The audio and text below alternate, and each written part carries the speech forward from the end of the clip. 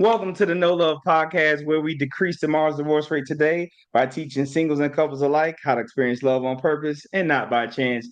I am your host, Edward L. Fairley, the one who loves to serve you food for thought, accompanied by my wonderful co host, Mrs. Charlene, who loves to serve food from her food truck. We decided to join worlds and serve you love from a podcast. With that being said, Mrs. Charlene, are you ready to serve the people? I am ready to serve the people, Edward. I'm very excited to be here with you. And with that in mind, I have a doozy for you. I'm just kind of curious to see what your thoughts are. You ready? I'm ready. Let's go.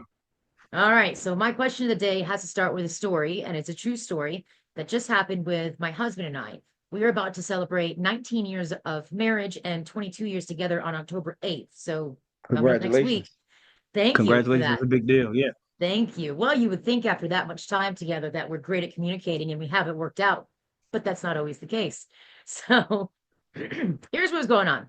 Last week, we had a home organization project that we were trying to get through. As a part of that, there is a large metal shelf, and my husband is the laborer, so he's more stronger than I am. However, I had somebody arranged to come and help him because the shelf is unusually weighty, and I just didn't want my husband to hurt himself. My husband agreed to allow this person to come and he agreed to wait. And so we split up and I did my thing and he did his. Well, I come around the corner and I see my husband actually trying to walk the shelf out by himself before the person I arranged to come over could help him. And my initial reaction, admittedly, wasn't patient. It was alarm. And I said, honey, what are you doing? What are you doing? I yelled at him, how come you're not waiting? You're going to hurt yourself. And he snapped right back at me. I have this. I wouldn't do it if I couldn't handle it. And you need to calm down. Well, the least effective way to get me to calm down is to tell me to calm down. So, you know how that goes. So it didn't turn into a full-blown argument. I stopped, and so did he, because at that point I set down what I had in my hands. I'm like, I at least got to help as much as I can. So we get the shelf moved. And when we're done, I actually looked at him and I said, oh, because he said, honey, we call each other honey. So I was like, honey, what are you doing? So he yelled at me, honey, calm down. So what I told him when we were done is, and don't honey me when I'm concerned about your safety. Like, you need to be ridiculous about this. And he's looking at me like I'm the one that has 16 eyes. Like, what is your problem? Why are you overreacting? I got it done. Right. So my question for you is that kind of interaction, um, is that kind of interaction something that you can help my husband and I actually resolve in a more efficient way? Most certainly. Well, first of all, what's I see this all the time. It's funny because both of you are responding out of love, but it's not being received that way. It's a reflex thing. So you're like, hey, and to make it simple, let me go ahead and answer your question first. Yes, there is a way to do it. Two, it actually is kind of in the reverse order in which you did it, but it's going to be hard to do immediately because it's a reflex. You're caring concerning self. You were saying, hey, we literally did this to prevent you from doing what you're doing. I'm concerned about your back, concerned about your body. I'm concerned about whatever your concern is, which led to you all doing this or paying for a service for it to be done. And now you are just ignoring that and you're putting yourself in a predicament that we hired the people to prevent you from being in. So you're saying, honey, what are you doing? As opposed to saying, hey, babe, we did this to avoid you actually being hurt. Why are you doing this? But your passion, which is great, is coming from a great place. It only calls a response of more passion, like, hey, I got this. And in the end, his was yours is passion, his is ego. I could do this. I can hold it, I can move this thing by myself. Like what you're doing is you are robbing me of my ability to. It's like a older person. I used to be in the insurance industry. You're telling them that, hey, you need to forfeit your license. You're taking away something that they hold dear to them. That's not going to be easy to do. So it would have been a better exchange had you said, hey, honey, we hired this person to prevent you from doing this because I don't want you to hurt your back, hurt your whatever your concern is. Lead with that and it'd be a more seamless process of transitioning, which would avoid him snapping off of you. Again, that's ego. Like you're saying I can't do this, and he's trying to prove to you I can do this, whether he can or not. So you're both arguing over this same thing. I mean, his is more ego than it is love, but at the same token, you're both coming from a loving place. He wants to be helpful, like, and it's funny because like, what woman wouldn't want a helpful man? Right. uh, Yeah. Yeah. or there's women who can't get their man to do anything. So it's funny how Mm. we can get caught up in these things and miss how we're a predicament that we're in is actually a great predicament. Just our perspective ruins it for us. So my answer to you is yes, just switch it, but it's going to be hard because it's a reflex. It's a reflex to be concerning and say, "Hey, what are you doing?" But not providing the context behind what are you doing. I don't want you to hurt yourself. Even if you can do it, you can also hurt yourself while doing it. And in your case, you've all been together for 19 years. There's times I'm confident that you can reflect on where he could do something, but it hurt him in the process of his Yes. ability to do it. That Hmm. you can point to saying, "Hey, remember last time? I just don't want this happening. I love you, and that's why we did this." So that would be how you could approach that particular type of situation. Does that make sense? It does. The perspective that you gave me is an interesting one because going through the scenario with him was actually really annoying, very frustrating at the time. It didn't feel loving at all. It felt really annoying, So, but when you frame it the way that you do, where I was coming from is love, and where he was coming from is ego. Yes, and I think what you mean by ego is not necessarily like the big-headed kind. It's the Yeah, the identity that kind. And exactly. now what didn't help is when we were done, and I told him what I told him. What I told him, don't honey me. And then I followed up with, you sometimes make decisions that are dangerous for your health. And he does. Now, I don't know if I should have said that. When I think about what this Yeah, man does around here, I mean, he's a yeah. builder, he drives a heavy equipment, he's a worker. So he is pretty aware of his limitations and what he can do, but there are times that he has been hurt. At one point, he pulled some muscles that he shouldn't have pulled. And he's 56. I'm 44. Neither one of us is getting any younger now. Most So certainly. when I brought that part up to him, I did feel bad about that later because I was thinking, oh, I don't want to diminish what he can do. Yeah. And that felt like a pot shot, but I was mad. And I And realized I that's got mad because actually I was scared. of course, most certainly. And that's why I gave you that example when I brought up ego, that older person that has to relinquish their driver's license or something that you had that that validated your independence or your abilities being taken from you or suggested to be taken from you in this case. That could be hard to relinquish. Also, I've seen people, to give you something that's similar but different. I've seen people, they might, someone's mom might be coming over, and or they hire a maid or what have you to clean the house that they want clean, but because they don't want to seem dirty, they They clean the clean house first. before the maid or the mom comes over to clean the house. See, so you all hired a service, and he's like, "Man, I don't, you never know what's going on. I don't want him to think, well, dang, you hired me for this. You can't do this." Right. Like, there's a lot of things that people conspire in their minds to cause them to do things that just don't really make sense in the span of what it is that they actually did. Meaning, you paid for service, you set up the appointment for the service, and now you're gonna do the service so that the people that gave you the service don't feel that you're incompetent. Again, that's Yeah. ego. That is ego. So there's a lot of things that have to be dissected and understood so that we can massage a solution into the predicament. Now you've given me a great reason to go back to him. We let this go, but I do want to acknowledge with him the cleaning thing. I don't have a steady cleaner, but on occasion, like in the times when we've moved or relocated and we just need help, where we've gotten fortunate enough to either have somebody volunteer to help us or a friend of the family. And then in one Yeah. case, I did hire a cleaning just for one event. And on Yeah. that event, I was cleaning first, and he looks at me like, "What are you doing?" You know, See? yeah.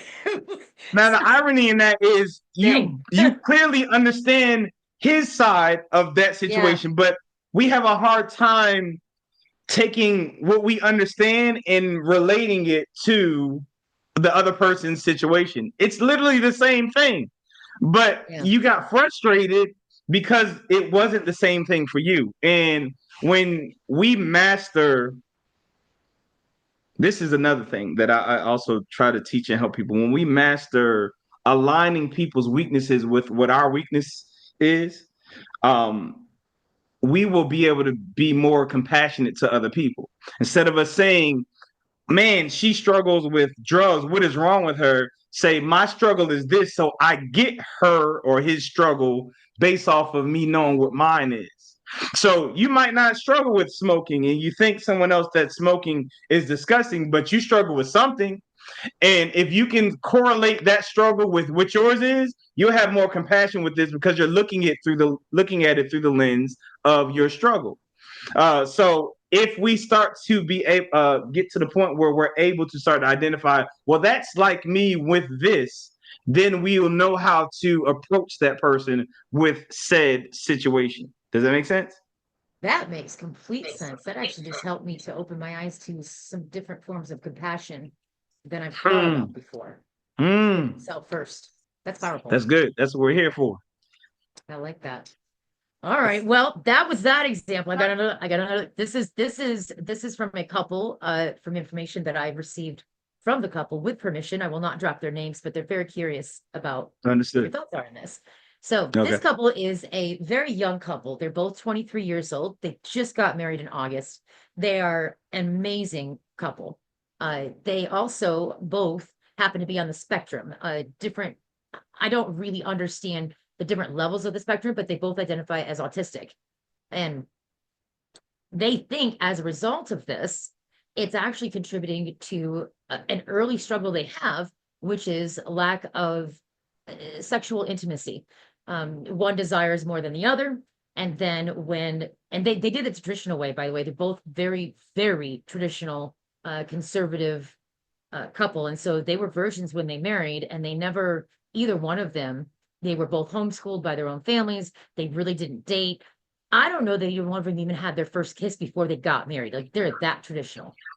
So Okay. now, leading into the marriage, they knew that the wedding night was coming, and there was so much pressure on them around that. I think self-imposed and also by their families, that they haven't been able to connect that way really in a way that they're both happy with. It's awkward for them, and they're both kind of feeling overwhelmed, and they neither one of them understand what the fuss is about. And now the reason I brought this to you is because one side of the couple has actually asked, do you think their marriage is in trouble already because of this? Great question. First, I want to bring something up because if those who are watching, if you see me drop my head or close my eyes, it's not that I'm not engaged or I'm not making eye contact with you.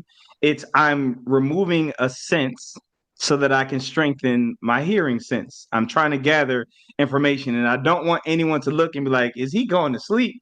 Or what's Yes. going on? Or that's rude. So I just Mhm. want to address, for lack of a better term, the elephant in the room. I That's like one that. thing. Two, no, their marriage is not in jeopardy at all. Uh, three, they are, for them to be on the spectrum. First of all, I absolutely love persons who are on the spectrum. I think they're the most intelligent persons in the world, and we would have a better place to live in had the world been ran by persons on the spectrum. I agree with you on But that. there's a couple of things that were brought to my attention. One is what the hype is about. You would only make that statement if you were influenced in thinking that there's a hype in it. So there's statements that have been said that suggest that other people, for for lack of a better term, are in their bedroom. So there's expectations that are brought into their bedroom that they're trying to live up to. It's kind of like reading a book and then experiencing the movie. Your imagination has allowed for you to have this like grandiose experience to where you're disappointed by the movie because it did not live up to it. So the first thing that they need to do is get rid of those persons who are actually contributing to their thought process about the bedroom. That's one thing. Two, they also have to be comfortable with saying sex isn't all that it's cracked up to be. And the world says that it's supposed to be amazing, and it's just not for me. That's Yeah. another thing. Um, two, which is why I think sex for them could possibly even be better for other people, is sex is it's a mental thing. It's not a physical thing. It's a physical expression, but it's way more mental than it is physical. And I'm going to prove it. Anyone who is listening or watching who has had sex with multiple partners has been in a predicament where sex was great at the beginning and then it got trashed, for lack of a better term, afterward. Nothing changed, but your experience changed. Now, what caused that is your thought process about the person has changed, which in turn has translated to a different experience with the person. Again, their sex has not changed, the person has not changed, but your psyche about the person has changed. And normally, which we'll probably go into a teaching to expound on what I'm about to say right now, the reason and rationale behind that is one of three things. One, one person did not change or evolve, rather. Two, both persons have not changed or evolved, rather. Um, or the opposing person did not change. So basically, you stayed the same, or they stayed the same, or both of you stayed the same. And what I mean by that is there's no evolution to make you more interesting anymore. So now you've become the same exact person where I already know what she's gonna do. I already know what he's gonna do. I know what he's gonna say. I know how he's gonna finish, what it's gonna sound like, what we're gonna do, or what have you. To where it's so boring and mundane that it's not interesting anymore. But if you evolve as a person, I'm not saying change completely, but evolve to make yourself consistently interesting, you remain a new person, which makes sex interesting and allows for them to mentally be interested in you. Now, there are some things that also need to be addressed. There needs to be honest communication because you did say that someone is more engaged or interested than the other. So, more than likely, and this is not a dig, this is something you need to consider. More than likely, if you're more interested in sex than your opposing partner, you're the one that's receiving more benefits in the exchange, and your selfishness is preventing them from actually having a good experience to where it's not that good for them.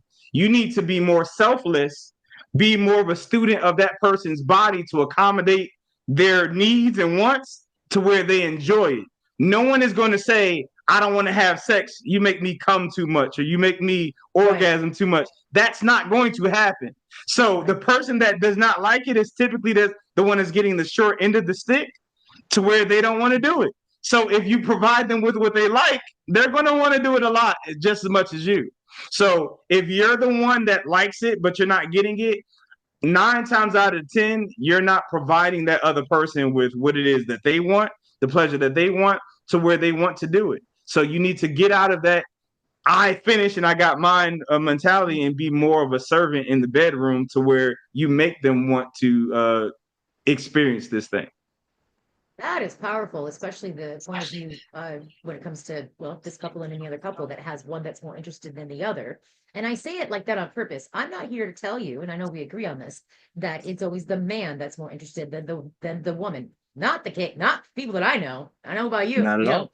not at all. So I like that the perspective here is universal. Doesn't really matter the type of couple. Could be same sex, could be I don't know. traditional couple, doesn't even matter. Um, Mm-mm. the fact that one person may not be necessarily doing it on purpose, but they're not really paying attention to what their spouse needs physically, which I have to ask you this. Is it just what the spouse needs physically, or does sometimes, can it actually happen earlier than that, or before you even touch each other? Is that being neglected? Sex happens before the bedroom. Mhm. You have sex way before you actually have sex, which is why I started. The foundation is evolution, making yourself interesting. That is why I started with that. Mhm. That is going to always be the foundation. So if there's already a disconnect in them being interested in you, you've already lost. That whole experience is going to be dry, pun intended. Yeah, Uh, yeah. so, no. You definitely have to make sure that you all are into each other, and you're interesting, and so that they'll be interested enough to receive you once you want to or desire to give yourself to them. Well, then let's consider this then. This couple is young, like I said, they're 23, that they're each other's first. Oh, you've said some really great things here for couples in general. For a couple like this, what can they do? You said that, there's this and that, but how do they do that? How do they learn each other? How can they actually get more interested in each other in the physical realm? In this case, their situation is the perfect place to be. When I say what I'm about to say, it's in their case, it's experiment. Mhm. And in most other cases, it's they're reflecting off experiences that they have had, and it's ruining the experience. So they have a point of reference. So that's why we had to first get the other people out of the bedroom. Yeah. That is such a must. Like I can't stress that enough. There's other people in their bedroom. They're not physically there. I don't want to get it to get lost in translation, but there's other people in their bedroom. They have to get them out. And then they have to be honest with each other. Hey, when you do this, I don't like this. When you do that, I like this. They have to be honest with each other as they experiment. And what the problem with that is, we get so caught up, and I don't want to hurt his feelings. I don't want to hurt her feelings by telling her I don't like this. So what we do is, for one, the underlying issue when you make that statement is you don't love yourself. Let that sit in for a minute.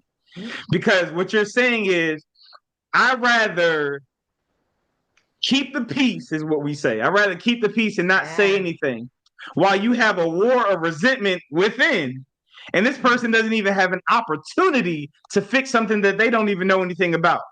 So you rather be in turmoil or frustration because you don't want to hurt someone else's feelings. So that means you don't love yourself enough to be happy or experience something that you deserve or desire, because you want to save someone else's feelings who's enjoying themselves in their mind. So that's craziness, but the root of it is you don't love yourself. So you need to share, hey, when you do this, I don't. That's another, which is why I said it's easier for them, because when you're dealing with a relationship with people that have had multiple partners, in his or her mind, this other person liked when I did this, so this is Mhm. my go-to move. This is my Oh, go-to yeah. thing. Yeah. So they're bringing a whole bunch of different, and they're literally bringing people into the bedroom, as Mhm. opposed to looking at you as an individual and learning your body. So I know how to accommodate you. They're literally learning their bodies together. And just because and this is just me being honest, just because they were the first together doesn't mean that it was the first time that they have sexual experience. Yep. So in 100%. that case, they also, if they have masturbated or what have you, you also know your body as well too, to where you can say, hey, I like this. Could you do this or whatever? This helps me get wherever. So, but after a while, that's not going to need to be said because it's going to be understood and shared. But honestly, it's open and honest communication. I like this. When you do this, I don't like this. When you have this, when you do this move or maneuver or whatever, I don't know what you think is happening for me, Right. but that's not. I don't like that. So it's really that simple. To be honest, don't lie, because all you're doing is like you have to lay in that bed literally. Yeah. So Yeah. be honest about what's happening in your bedroom. Let them know, don't do that. I don't like that. Ooh, I like, hey, when you did this, hey, I Mhm. want more of that. You understand what I'm saying? So Mhm. that's what they need to do. That is so smart. I love that. The takeaway that I'm having on this one then is, and I like how you tied this in. It doesn't really matter if it's a new couple with each other, a new couple that were virgins, or an Not existing at all. couple. Either way, all those situations, we're bringing people into our bedrooms. We gotta stop Yeah, doing that. Like all those couples have got to stop doing that across the board. If there's a sex problem, exactly. who's in your head? Exactly. Smart, Exactly. smart. That's what Yeah. I love about this. What you're gonna learn, what we're gonna learn as this show evolves, or podcast evolves, whatever you want to name it, is love is. That's it. Love is what I say when I'm referencing a person that's dating, when I'm referencing a person that's married for 20, 30 plus years. This is what it is. I'm not speaking about theory or what have you. I might need to understand your situation more so that I can tailor it to you to help it relate to you to be more palatable to your situation. But it's coming from the same truth. I love it. I love it. All right. Well, this brings me to this wonderful game or simulator that you have behind you there. What is that called? And would you tell Uh, me about that? oh, gladly. So it's called No Love. It's a no love simulation. The reason why it's named a simulation because it's literally you going through a process of indirect circumstances to fail in the simulation to prevent you from failing at real life. So we can get all of the failing and the messing up that you can do in this simulation because we learn from mistakes. We do not learn from success. Okay. I.e., we just said, hey, this sex move worked with this woman or this guy. I'm gonna bring it here. I think it's gonna work here. No, it does Mhm. not work. So with this, you can get all of your training through failure through the simulation to where it's gonna hurt. It's gonna be painful. It's gonna be in your face. It's a whole bunch of looking in the mirror, being honest with yourself, to where you learn the tools practically on how to approach a relationship, be it dating, in a relationship, in a marriage. And it allows for you to not even have to confess that you were in error or you messed up, and you can still get the feedback and take that and grow in your respective relationship with it. So it's pretty much a retreat or counseling in a box via entertainment. So that you can have a better relationship without the bias of a counselor who is going to be more leaning towards male or female, which we've clearly made it clear. I am not that type of counselor. Everything that I shared, I said the other partner, what I never brought up. Like I said, if I say one sex, I'm going to say the opposing sex so that you can understand that this has absolutely nothing to do with gender. So that removes the bias and helps you understand the truth behind love. Then you have just the what's the word I want to use, the stigma behind getting counseling. Some people don't Mm. feel that like I don't want anybody to know or think that I need a counselor. So it kind of removes that. Then it also removes in counseling that first person that typically gets feedback, they don't want to play anymore. They feel like they're being Right. double teamed. Again, Mhm. going back to the thing of you don't have to admit that you were wrong, but if that card makes you feel some type of way, or that situation in the simulation makes you feel uncomfortable, that's you saying that that is you and that you have a problem. But it also gives you a solution so that you can take note of that and then move accordingly. Then we've already discussed the bias. So typically, if that first person is the opposite sex of the counselor, it only affirms that they thought that you were going to be biased towards the same sex anyway, and then they really don't want to play. So this is my way of allowing for people to learn love and apply love in a practical way while removing all of the things that prevent them to successfully receive the counseling through a simulation. All right. So there's a few key things that you said here that I just want to make sure that I understand, which because if I'm asking these questions, I'm hoping that anybody that Other listens people. will ask Yeah. the same thing. Let's start with this.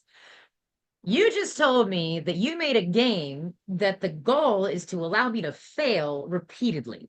Like, that doesn't even sound like fun. Why would I ever want to do that? It makes me wonder, why did you make this game? Like, you have a strange definition of entertainment there, sir. Let's talk about why you did this. All right.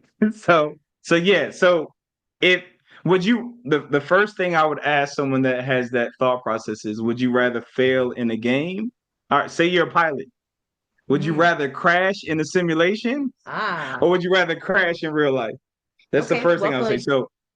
So I created a simulation that allows for you to crash and learn to prevent a crash in real life, condense the time that it takes. We're talking about years. Can you imagine if you can condense the months, the years that you put into a relationship that ends in a divorce through an actual simulation? So I've condensed that for you.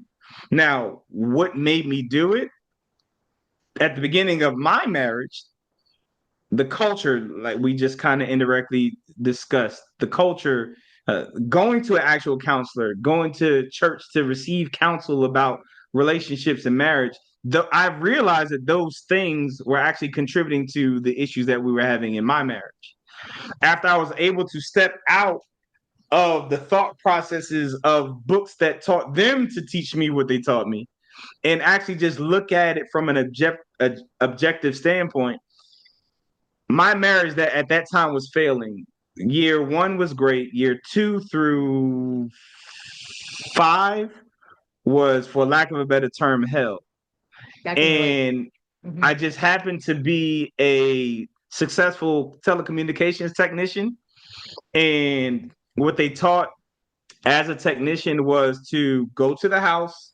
If it's data, if it's telephone, if it's television, go to the house, go to where the problem is. Hey, it's my TV. It's not working. I don't have any signal. Measure the signal where you are, and then work your way back to the signal from the plant, which should be the good signal, and see where the signal fluctuates or decreases substantially to where you can identify, oh, it's this wire that's causing the problem. It's this splitter that's causing the problem. It's this device that is transporting the signal through. And as you're troubleshooting back towards the actual center where the signal should be good, you should be able to find what's contributing to the issue.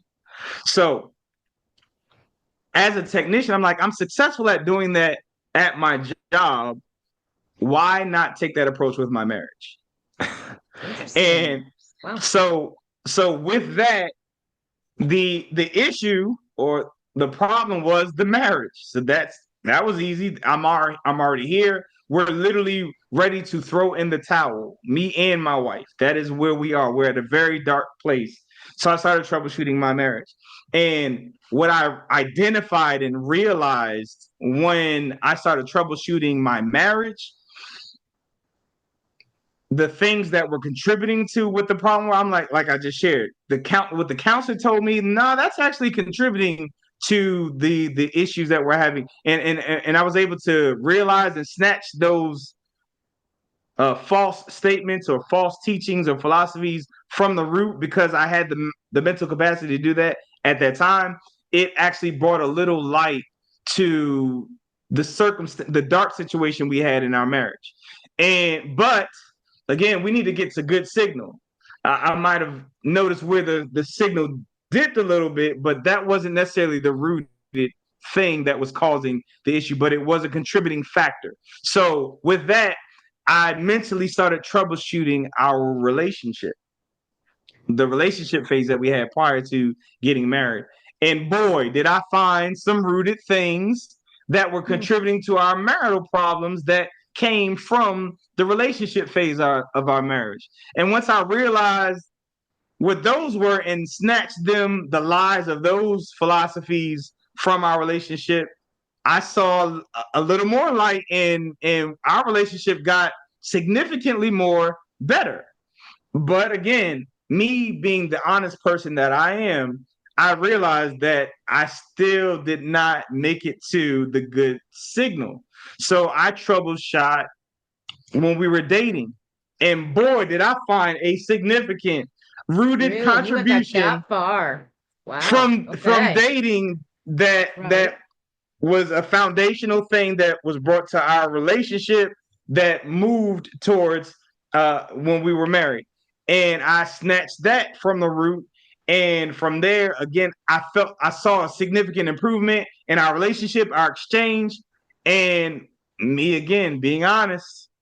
I wasn't at the good signal, what I felt was a Mhm. good signal. I still sensed that something was off. So I started troubleshooting when I dated other women, only Wow. to come to the same conclusion that I found with the dating of my wife. So if it was the same thing, I still didn't get to the good signal, which in turn forced me to troubleshoot myself.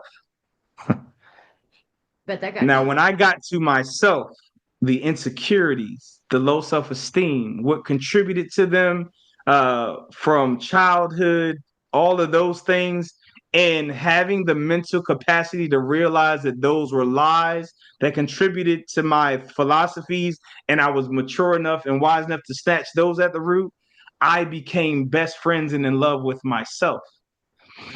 Powerful. And when I found love of self and happiness with self, that's where the good signal was. And me and my wife became the best of friends. We became that couple where we were irritating other couples when we were in their vicinity because they're like, well, he's really listening to her. They're really having an exchange. We Nice. became the best of friends. And with that, like I started having these conversations with my friends and family and colleagues, and they were having turmoil in their relationship. So I started sharing and asking, well, is this what's going on? Or is this what you're thinking as it pertains to? And they're like, that's exactly what's going on.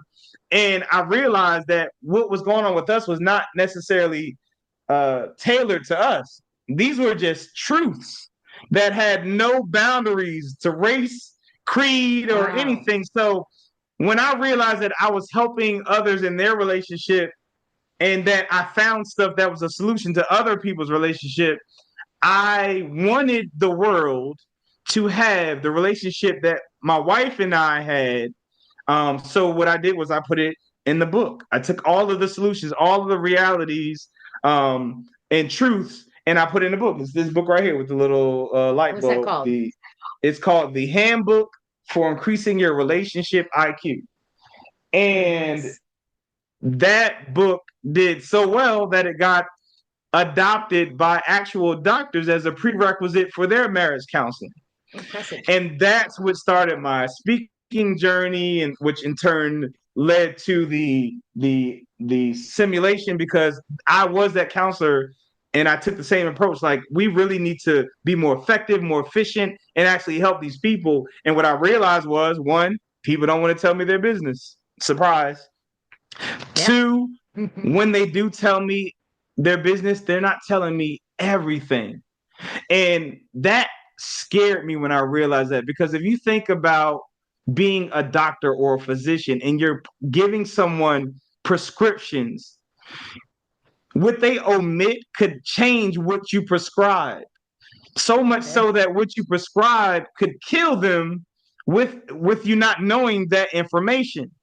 So that like really bothered me. Then, as I shared, the first person that typically gets the feedback or opportunity for growth, they feel like they're being double teamed, and now they don't want to do the counseling anymore. And then lastly, the the the opposite sex indirectly or subconsciously is thinking that he's going to be biased towards you, or she's going to be biased towards you because she's a woman or he's a guy. So if they're the first person that has the opportunity for correction or opportunity for growth, there it's only going to affirm what they had already conspired in their mind that you were like, and they're really going to shut down and they don't want to come anymore. So I took 2 years off of counseling to take every single circumstance or situation, create simulated scenarios to where it draws out what happened, gives the psychology behind where it came from, and then gives you the solution. That way, when people play the simulation, I don't have to ask your business. I don't have to know what's going on with you. You play the simulation and you say that you have a problem, and it gives you the solution to your problem through you reading that card and feeling uncomfortable about it. And you can grow. You can play the simulation, or you can just read and sift through the cards. Whatever it takes for you to get to where you all need to go, you can do it that way. I don't need to know your stuff. But that's what caused the birth of the no love simulation. Powerful, Edward. There's several things here. First of all, I have been privy to the renditions of this game. I know that you're having it manufactured. You don't have quite the physical versions yet, but I have access to your pictures and all your cards. And let me tell Yeah, you, yeah. these cards are no joke. I'm just sorting through them, and I was like, he about to get me to throw a punch, and we're friends. Like, what was he trying to do to me? Like, I wasn't prepared. You got to give me some heads up for that. Like, you do not hold back on this. No, This is a matter of not at no. If all. you're going to go through the simulation, you go through it all the way now. Because I remember you telling me when I asked you, well, why would people want to play? And you said, well, how much divorce court? And I was like, that's why they'd want to play. That and so many other reasons. Yeah, and here's what I love about this. This is also not just for couples. This is about any relationship, any dynamic, any human interaction that the person wants to improve from. Like, tell me this. Does this game require another player? What if you can't find somebody else to play it with you? No, it's 1 to 6 player. And I'm glad that you said that because one of my first clients worked for NASA and she was in management. And she hired me to go to NASA because they were having morale issues between management and the workers.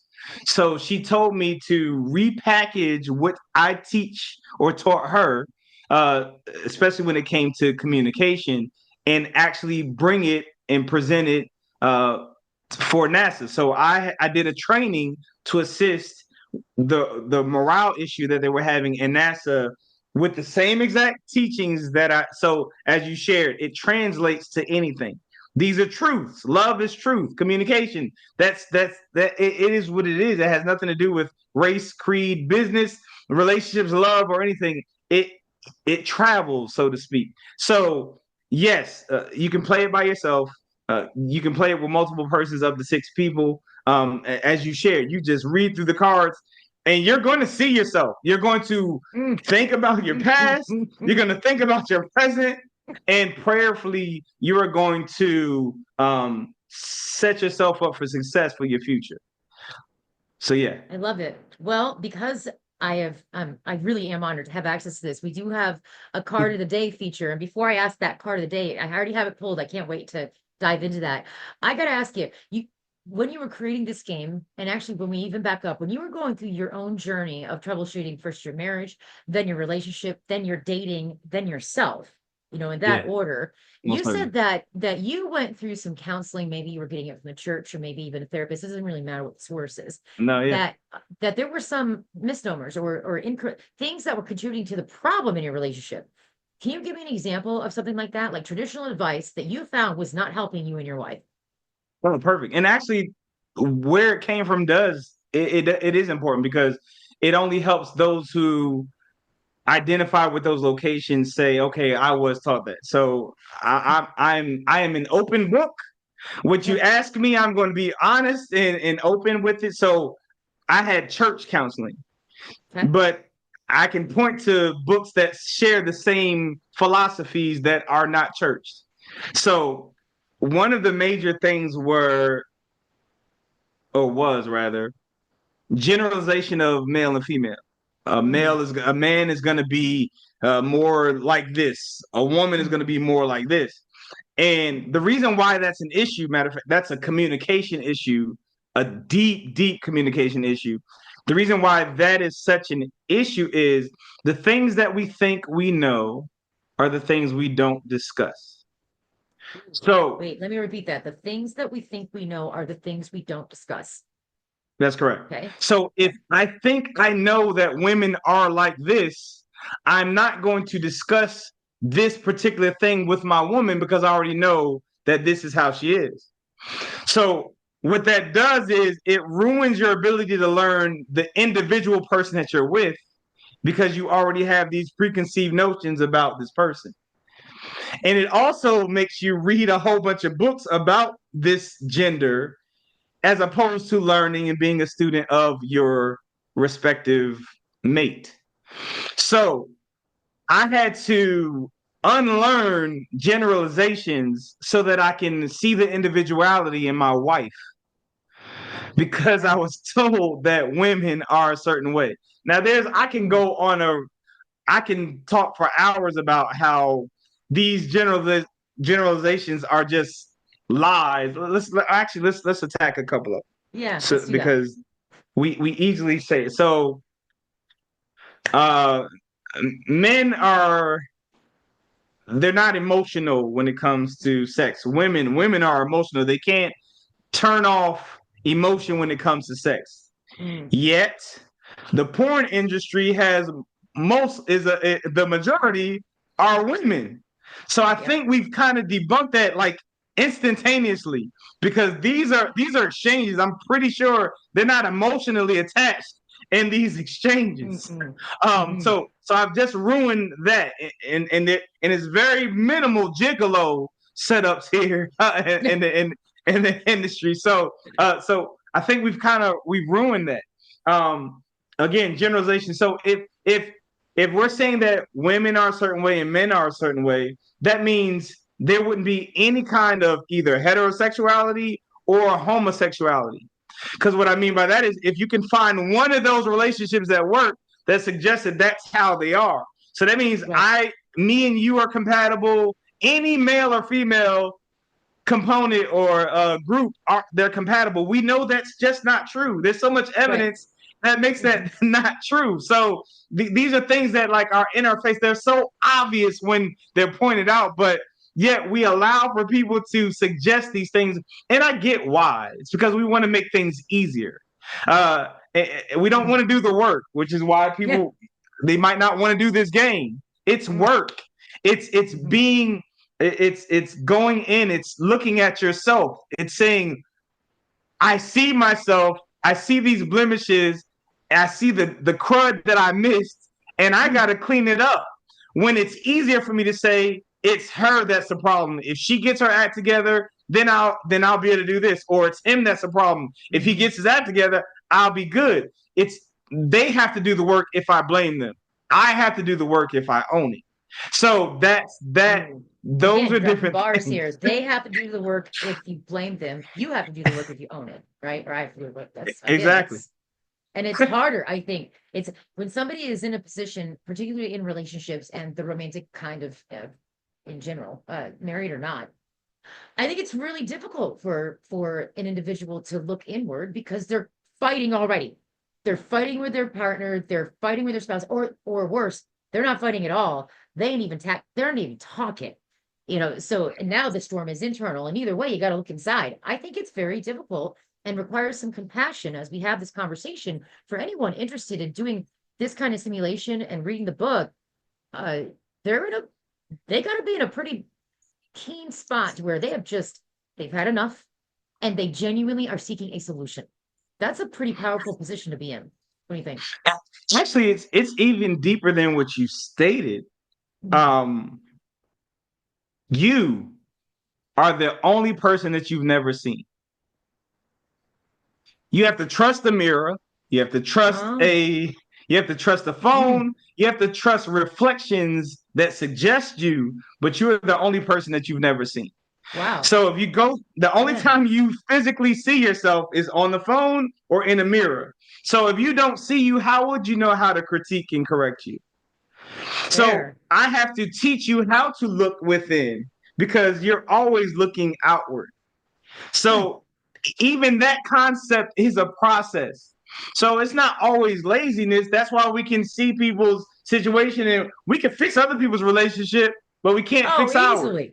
Yeah, Exactly. And we yeah, can fix what's wrong with our partner, but we can't fix ourselves yeah. because we don't see ourselves. So I have to assist in helping us see ourselves. So then now we can work on what we see. But you've Wow, never seen yourself. So it's easy that is for you to powerful.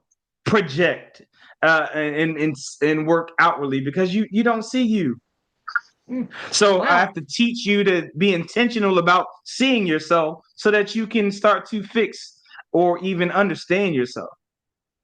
So as you went through this game then, and I'm going to get to this card right now. I'm going to pull it up. I already have it. All right. I see what you've done here. What you've done is, first of all, I like that you are using language that most of us use. You didn't sugarcoat anything. All right. I can tell you have been through your fair share of arguments and disagreements and self-loathing, and you've been through it, you know, and you pulled Yeah. all that out, and you were like, I am not going to put a filter on any of this. No, not So at all. as a warning to listeners, the first time you see a card or that you're going to hear me read it, it's abrupt. Like it's like, bam. I think Edward just gave me a black eye. I'm not even sure why he's angry with me right now, but like that's what on the receiving end. Then you also follow up with the solution. So it's There problem you go. in your face, solution also in your face. You don't mumble around it. I love that. Nah. All right. So now that we've warned people, here's what I got today. Without offering or making any efforts to come up with a solution, you have been making a lot of complaints about a shared predicament or situation that you and your mate are both experiencing while pressuring him or her to solve the problem. Right. So there's that. And then here's what you're saying here: lose a turn. Your mate is aware of the situation and just as stressed about it as you. And if you're only complaining about the problem and never contributing a solution, you're an addition to the problem and the stress. Ooh, Edward, would you care to break that down for me? Wow, I need to lick my wounds. Like, what are your thoughts here on this one? Yeah. That is hilarious. But you see it all the time. It's like I heard a comedian and he shared how his wife always tells him like how to drive when they're driving. He's like, man, I'm so glad you're in the car because I don't know how I would get to where I need to go if you were not there. Like people point out things that are obvious to you, especially in a situation where life is bad. We got bills. I know the bills. I understand. Like we got to pay this bill. Like, and my philosophy in my household with everything is if you're going to bring up a problem without a solution, you are not to bring up that problem. Wow, nice. Wait, in your household, it's if you're going to bring up a problem without a solution, you are not to bring up that problem. Exactly. What if the person who wants to bring up the problem genuinely doesn't know what a solution would be? That's fair. So, all right, let me change my statement. If you're going to complain about something without a Ah, solution, ah. So you're speaking don't to bring up the motivation there then. complaint. There you go. Okay. Let me. I'm hearing I motivation. appreciate you asking me that Hmm. because that is two totally different things. Because Yeah. how can we solve a problem without bringing it up? So that's fair. I'm Yeah. glad that you said that. So Yeah. if you're going to complain about something Hmm. without a solution or some kind of direction, then don't bring it. Because in this case, in this scenario, this card, what you're doing is complaining without even coming up with a solution. I'm already stressed about this. I clearly know that the lights are going to be cut off or that the mortgage is due or she needs lunch money or whatever the circumstance is. I know what that is. Matter of fact, that's why you're not coming to me with it as a question. You're coming to me with Hmm. it as a complaint because you It's an know that I accusation. know, yeah, you know I know what the situation is. If I had a solution, then we wouldn't be in this predicament. So unless you're contributing to a solution, do not come and complain about it because it just only adds more stress that I have stress. You want to intensify the stress? Like, how is that helpful? So if Mhm. you're my partner in this and you really want us to stop to not deal with this, I've seen people like you're going in, but you won't go get a job. Yeah. Yeah. You won't Hmm. you're making Or sure second that job, or just you only go when you exactly need it. Yeah. you Yeah. are doing things that make sure that your situation is okay, but you're not putting pressure on yourself to bring a solution. So stop. Hmm. So you just want me to be your savior, for lack of a better term, Ooh, that's a powerful one. as opposed to being my disciple, Hmm. and helping me through this situation or this journey. So it's very unfair, and it's inconsiderate, and it only adds more chaos to an already chaotic situation. Here's some examples that I think that I know that I have seen that this manifests. It's well, you alluded to one of them, money. You know, one of the number one things that most people fight about. Especially we'll get into money in a different episode because that's a whole deep dive in itself, and I'm very Hmm. passionate about that topic. Most certainly. But it looks like this. We never have any money to pay the bills, or how come you didn't get that promotion? Or what are you doing? What are you doing playing this video game when, we need some milk or, whatever. And here's the key things. It's either you always or you never. And the follow-up on those two is never good. Soon as the sentence starts with one of those two, I'm like, oh, we're gonna be fighting tonight.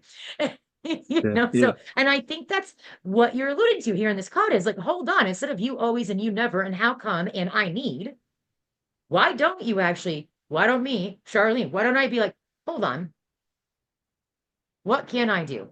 I don't know even if it should stop at me thinking, what am I doing to contribute to this problem? I think it should go deeper. And that's probably what you're saying is, okay, if I'm contributing to this problem, which I am, why? Like, what is it that I'm not getting or providing for myself? Or, why am I looking to my spouse to solve this one?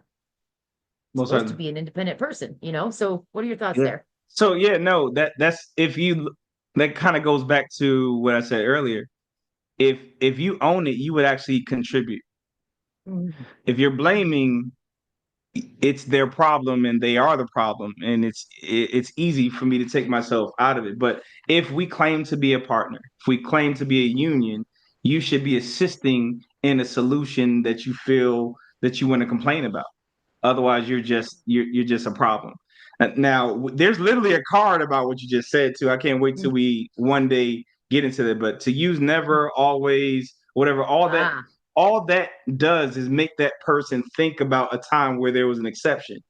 And now you've ruined the whole opportunity to solve the actual problem, because now you're arguing about them proving you wrong, that it's not always, it's sometimes, mhm. Yeah. it's never when you, so It you only should happened never use, once. Yeah. yeah. Yeah. Ironically, I'm about to use it, but you should never use words that don't have wiggle room.